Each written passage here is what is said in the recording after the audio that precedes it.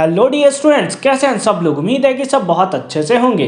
Class 10 social science sample paper 2023 के question number 27 के solution में हम पहुंच चुके हैं। अगर आपने इसे प्रीवियस वीडियो अभी तक नहीं देखा तो कंप्लीट प्लेलिस्ट का लिंक मिलेगा आपको डिस्क्रिप्शन में।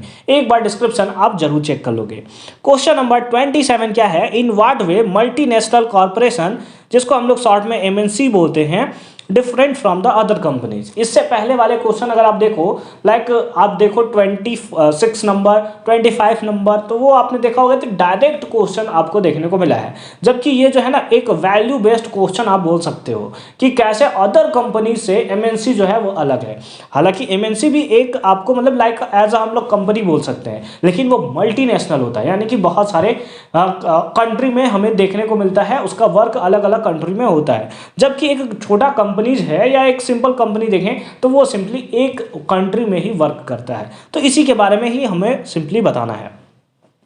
तो हालांकि हम तो यहाँ पे पॉइंट वाइज लिखेंगे, बट अगर इस टाइप का क्वेश्चन एग्जामिनेशन में आपको देखने को मिलता है तो आप ज़्यादातर ट्राई करोगे कि अपने कॉपी को, अपने पेज को सिंपली दो पार्ट में स्केल से आप कर लेते हो ना, कि एक तरफ आप एमएनसीज लिख दिए, दूसरे तरफ आप कंपनीज लिख दिए और उस फॉर्म में आप आंसर दे रहे हो। क्योंकि जितना सिंपल फॉर्म में अगर आप आंसर दोगे उतना ही ज़्यादा ट्राई रहेगा कि एग्जामिनर से आपको जो है वो मार्क्स दे सकता है। ठीक है, मतलब उसको सिंपल फॉर्म में दिखना चाहिए।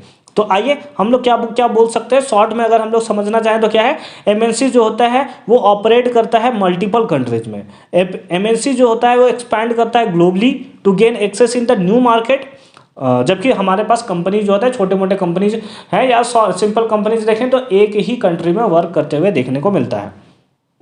Multinationals are the susceptible to the currency rate, मतलब वो क्या होते हैं कि करेंसी रेट को वो एक्सेप्ट कर सकते हैं। अलग अलग कंट्री में वर्क कर रहे हैं तो अलग अलग फिर करेंसी के साथ उनको वर्क करना पड़ता है। तो आइए इसका प्रॉपर फॉर्म में आंसर क्या होगा उसको देख लेते हैं। ठीक है, तो अगर हम लोग देखें तो क्या हो सकता है, domestic firm often a limit their operation to their home, है ना। मतलब अगर कोई एक छोटा कंपनी है, एक डोमेस्टिक फर्म है, तो वो सिंपली क्या करेगा कि अपने होम कंट्री जो भी है, जैसे इंडिया में कोई कंपनी है तो केवल इंडिया में वर्क करेगा। जबकि मल्टीनेशनल कंपनी जो है वो मल्टीपल कंट्रीज में वर्क करेंगे।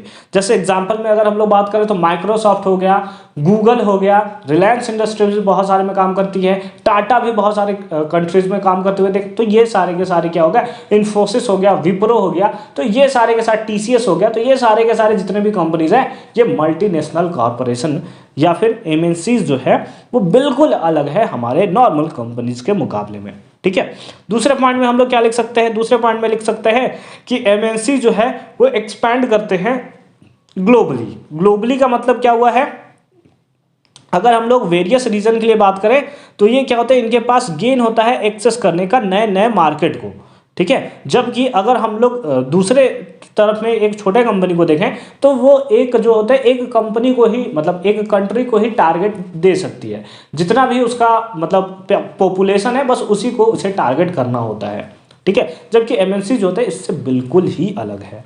मल्टीनेशनल कंपनीज में देखें थर्ड पॉइंट में, तो वो जो होता है वो अलग अलग करेंसी रेट में वर्क करती है। ठीक है, और सबके लिए वो ससेप्टिबल हमें देखने को मिलता है।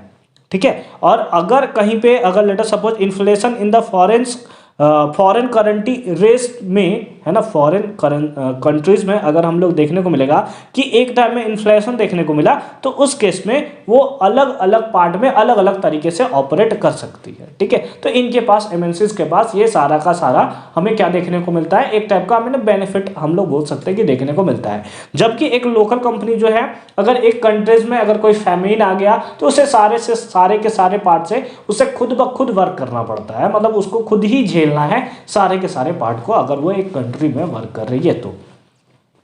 ठीक है, तो आई होप कि ये कॉन्सेप्ट आपको अच्छे तरीके से समझ में आया होगा। मिलते हैं आपसे अगली वीडियो में क्वेश्चन नंबर 28 के सॉल्यूशन के साथ। कंप्लीट प्लेलिस्ट का लिंक मिलेगा आपको डिस्क्रिप्शन में, तो एक बार डिस्क्रिप्शन आप जरूर चेक कर लोगे।